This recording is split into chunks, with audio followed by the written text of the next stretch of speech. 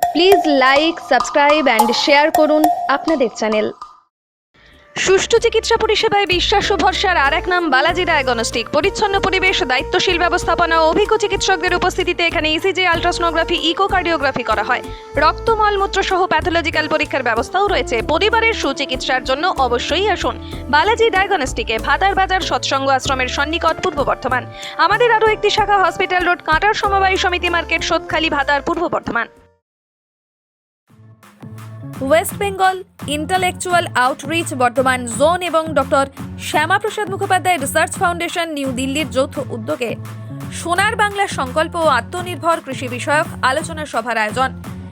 ভাতার বাজারে আলোচনা। ভাতার বাজার রেল স্টেশনের কাছে একটি অনুষ্ঠান বাড়িতে আলোচনা সভা দেখছেন। সেই আলোচনা সভার ছবি 7 দিন সংবাদে। আরও একবার জানিয়ে রাখি, West Bengal intellectual outreach Bardhaman zone এবং doctor Shyamaprasad Mukhopadhyay research foundation new দিল্লির যৌথ উদ্যোগে আলোচনা সভা সোনার বাংলা সংকল্প ও আত্মনির্ভর কৃষি বিষয়ক এই আলোচনা সভা। এখানে এই বিষয়গুলি নিয়েই এদিন আলোচনা হয়। দেখছেন সেই আলোচনা সভার ছবি 7 দিন সংবাদে। এদিন কৃষি বিল এবং কৃষকদের উন্নতি সাধনের জন্য বিভিন্ন বিষয়ে আলোচনা করা হয়। যারা বক্তা ছিলেন তারা সেই বিষয়গুলি নিয়ে আলোচনা করেন। এখানে কিভাবে কৃষকদের উন্নয়ন সম্ভব এবং কৃষি বিলের বিষয়টি কিন্তু বারবার উঠে আসে এদিনের আলোচনা সভায়।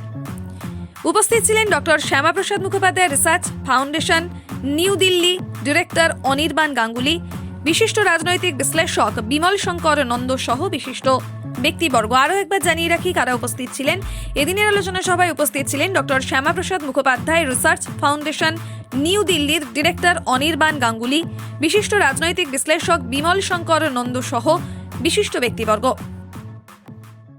কৃষি বিলের চারিদিকে এত ধর্ণা চলছে, কৃষি বিলের মধ্যে এমন কি আছে যে কৃষকরা কৃষি বিলের বিরোধিতা করছে?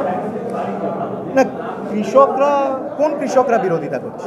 দিল্লির পথে যে কৃষক তারা কোন কৃষক, কোথা থেকে এসছে, একটু খোঁজ খবর নিলেই বুঝবেন যে তারা ম্যাক্সিমাম বেনিফিশিয়ারিজ এবং তারা পাঞ্জাব এবং হরিয়ানার কিছু সংখ্যক কৃষক যারা অনেক বেনিফিটেড অলরেডি সিস্টেমের হয়েছে, যাদের শয় শয় একর জমি, তারা বেরিয়ে এসে প্রতিবাদ করছে। ভারতের আসল কৃষক যারা, যে কৃষকের জন্য এই বিলগুলো বেনিফিটেড যারা হবে, তারা প্রতিবাদ করছে না। তো ভারতের 130 কোটি জনসংখ্যা, 30-এর ওপর রাজ্য, সেই রাজ্যের কত কৃষক প্রতিবাদ করছে? এটা একটা হাওয়া তুলছে কিছু দল, বিশেষ করে communist party of India, Marxist, CPM, যে দল প্রত্যেকটি রাজ্যে রিজেক্টেড হয়েছে, মানে 2011-র পর কোনো ইলেকশন জেতেনি। আপনি যদি প্রতিবাদের চরিত্রটা দেখেন তাহলেই কিন্তু ব্যাপারটা বুঝতে পারবেন। গোটা ভারতবর্ষে 95% কৃষকরা কিন্তু ক্ষুদ্র এবং মাঝারি কৃষক। সবচেয়ে ধনী কৃষক, যাদের ইংরেজিতে কুলাক্স বলা হয়, তারা কিন্তু পাঞ্জাব বা হরিয়ানা বা উত্তরপ্রদেশের একটা ছোট অংশে, এবং আন্দোলনটা তারা করছে। এবং আপনি যদি বর্তমান সরকারের, কেন্দ্রীয় সরকারের সঙ্গে তাদের ইন্টারাকশানগুলো দেখেন, কেন্দ্রীয় সরকার কিন্তু অনেকগুলো দাবি মেনে নিতে রাজি আছে। যেরকম ওদের একটা কথা ছিল মান্ডি নাকি উঠে যাবে, মান্ডি উঠছে না।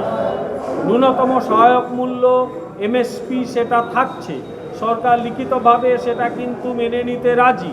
তাহলে কৃষকদের আপনারা কি বোঝাতে কি ব্যর্থ হচ্ছেন? কে বললো? হ্যাঁ, কে বললো? তাহলে তো গোটা ভারতবর্ষও চলে যায়। হ্যাঁ, ভারতবর্ষে কোথাও তো, আপনার এই পশ্চিমবাংলায় কোথাও কিছু হচ্ছে না। কিন্তু আমাদের পশ্চিমবঙ্গের সরকার কৃষি বিল নিয়ে তারা তো ক্রমশ মিটিং করছেন। সরকারের কথা ছেড়ে দিন, সরকার কি বললো সেটা বড় কথা নয়। আপনি কি রাস্তাঘাটে পশ্চিমবঙ্গে, মেদিনীপুরে, বর্ধমানে, হুগলিতে কোথাও কৃষকদের এরকম মাঠে ঘাটে বসে থাকতে দেখেছেন? যদি না দেখে থাকেন, সরকার কি বললো সেটা গুরুত্বপূর্ণ নয়।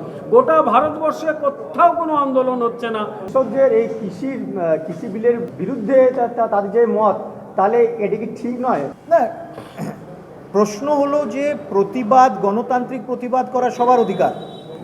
কথাটা হচ্ছে কারা করছে এবং কত পার্সেন্টেজ করছে। আমি তো শোনালাম, আমি তো বললাম যে কত পার্সেন্টেজ সংখ্যক, প্রায় 70% সংখ্যকের ওপর লোক তারা এই বিলকে সমর্থন করছে এবং তারা বিশ্বাস করে যে কৃষকরা, তাদের মধ্যে কৃষকও রয়েছে যারা বেনিফিটেড হবে। সেজন্য কারা প্রতিবাদ করছে সেটা আগে জানা উচিত, এদের ব্যাকগ্রাউন্ড কি, এবং প্রধানমন্ত্রী বারবার বলছেন, তাদের অ্যাপিল করেছেন, কৃষকদেরকে উনি বুঝিয়েছেন, কেন্দ্রীয় কৃষিমন্ত্রী চিঠি লিখে বুঝিয়েছেন। আমার মনে হয় যে কেন্দ্রীয় সরকার এই পুরো কৃষি বিল বোঝাতে সারা ভারতবর্ষের মানুষকে সক্ষম হয়েছে। এক, দ্বিতীয়ত একদম একটি হাই ডিগ্রি অফ ম্যাচিওরিটি নিয়ে এই প্রোটেস্টটাকে তারা হ্যান্ডেল করেছে। নিত্য নতুন প্রযুক্তি নিয়ে আন্তর্জাতিক মানের চিকিৎসা পরিষেবা এখন পূর্ব বর্ধমানের ভাতারে। Ultrasonography, echocardiography, digital X-ray, 3 channel digital ECG, modern digital pathology চিকিৎসার জন্য আজই আসুন জাতীয় ও আন্তর্জাতিক পুরস্কারপ্রাপ্ত সংস্থা সেবালয় পলিক্লিনিক অ্যান্ড ডায়াগনস্টিক সেন্টারে, ভাতার বাজার, কদমতলা, পূর্ব বর্ধমান।